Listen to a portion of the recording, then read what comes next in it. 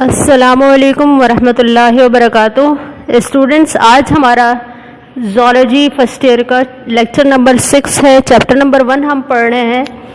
Topic है हमारा applications of biology for the welfare of Mankind, कि बायोलॉजी को हम इंसान की ज़िंदगी बेहतर बनाने के लिए किस तरीके से अप्लाई कर सकते हैं, उसको किस तरीके से इस नॉलेज को यूज़ में ला सकते हैं।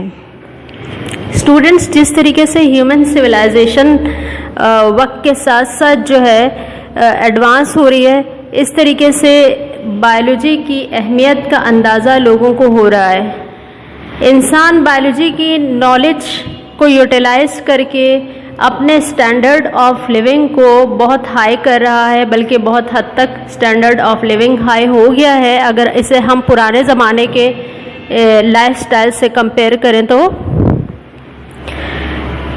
हेल्थ के हिसाब से हो, फैसिलिटीज़ के हिसाब से हो, या दूसरी बेनिफिट्स के हिसाब से हो, या इन्वायरमेंट के हिसाब से, हर तरीके से इंसान ने स्टैंडर्ड को रेस किया है अपने बायोलॉजी की नॉलेज को यूटिलाइज करते हुए।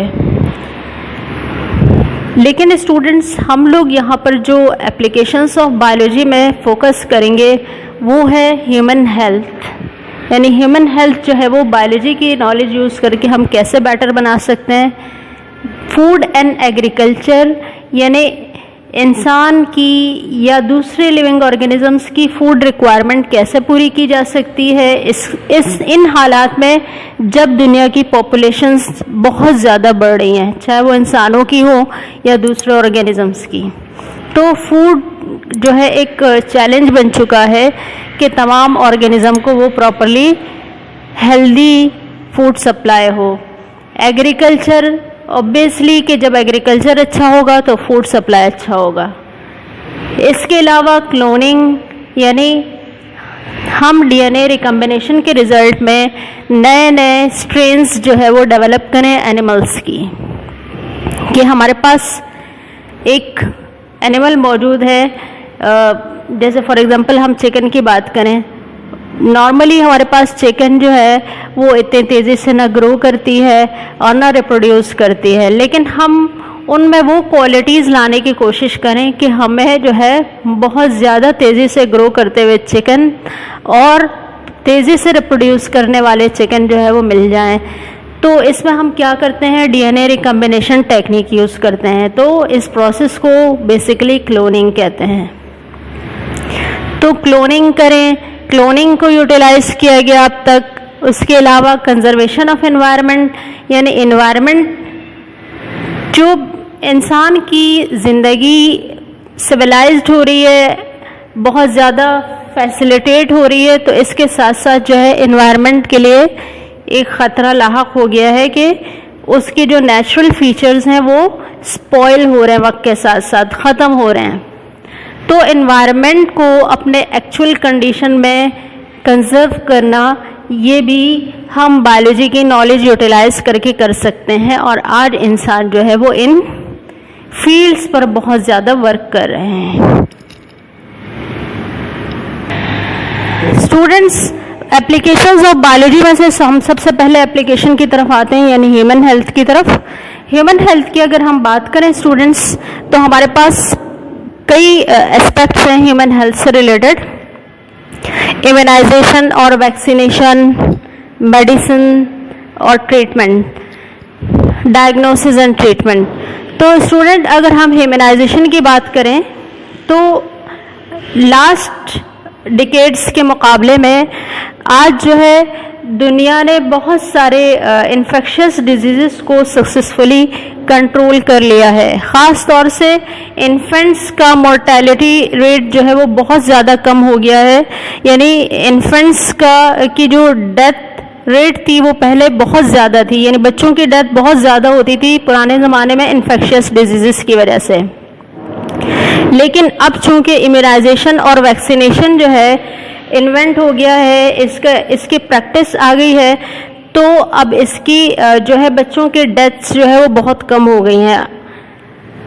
वैक्सीनेशन और इम्यूनाइजेशन स्टूडेंट्स है क्या, तो इम्यूनाइजेशन और वैक्सीनेशन जो है ये एक ऐसा केमिकल है या एक ऐसा जो है आप समझ लें कि बायोलॉजी का प्रोडक्ट है जिसको आप किसी भी इन्फेक्शियस डिजीज से प्रोटेक्ट करने के लिए बॉडी के अंदर इंजेक्ट करते हैं, चाहे वो एनिमल्स की बॉडी हो या ह्यूमन बॉडी हो।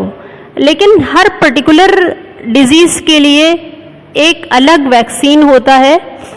जैसे फॉर एग्जांपल टाइफाइड के लिए अलग वैक्सीन होगा, हेपेटाइटिस के लिए अलग वैक्सीन होगा, पोलियो के लिए अलग वैक्सीन होगा। यानी एक डिजीज का वैक्सीन दूसरे डिजीज की प्रोटेक्शन नहीं कर सकता। और ये वैक्सीन जो है ओरली भी दिए जा सकते हैं, यानी मुंह के जरिए से, और इंट्रावेनस यानी ब्लड में भी इंजेक्ट किए जा सकते हैं। जैसे फॉर एग्जांपल पोलियो वैक्सीन आपने देखा है कि वो ड्रॉप्स जो है वो मुंह के जरिए दिए जाते हैं, ओरल कैविटी के जरिए। और हेपेटाइटिस, स्मॉल पॉक्स, टाइफॉइड, ये वैक्सीन जो है डायरेक्ट ब्लड पे इंजेक्ट किए जाते हैं। वैक्सीन बनाने का अपना एक टेक्निकल प्रोसेस है। या तो ये डायरेक्ट डेड जर्म्स होते हैं उस डिजीज़ के जिसके लिए हमें वैक्सीन बनानी होती है, या जिसके लिए हमने बॉडी को इम्यून करना होता है, और या इसके अलावा जो है कुछ एंटीजेंस होते हैं, कुछ बॉडी पार्ट्स होते हैं उस माइक्रो ऑर्गेनिजम्स के जिसके अगेंस्ट हमने बॉडी को इम्यून करना होता है। तो बहुत सारे टेक्निकल प्रोसेस हैं जिसके थ्रू वैक्सीन्स जो है वो प्रिपेयर की जाती हैं। तो ये वैक्सीन का जो प्रोसेस है, इसको यूज़ करके आज इंसान ने बहुत बड़ी बड़ी डिजीज़ेस को जो है कंट्रोल कर लिया है, जिसने पुराने ज़माने में बहुत ज़्यादा तबाहियाँ मचाई हुई थी। सबसे पहली वैक्सीन जो है एडवर्ड जेनर ने 1795 में डिस्कवर की थी। स्टूडेंट्स, वैक्सीन जो है वो दो तरह की होती है। एक वैक्सीन होती है जो लाइफ टाइम प्रोटेक्शन देती है, और कुछ वैक्सीन जो है वो शॉर्ट टर्म प्रोटेक्शन देती है। जैसे फॉर एग्जांपल टाइफॉइड की वैक्सीन है स्टूडेंट, जो सिर्फ 2 साल तक के लिए अप्रॉक्सीमेटली जो है वो प्रोटेक्ट कर सकती है बॉडी को, उसके बाद जो है दोबारा वैक्सीन लेनी पड़ती है। और कुछ वैक्सीन्स ऐसी होती हैं जो लाइफ टाइम प्रोटेक्शन देती हैं, जैसे टीबी की वैक्सीन। स्टूडेंट्स, तो इम्यूनाइजेशन और वैक्सीनेशन जो है ये एक बहुत बड़ा कंट्रीब्यूशन है बायोलॉजी का ह्यूमन हेल्थ इम्प्रूव करने में।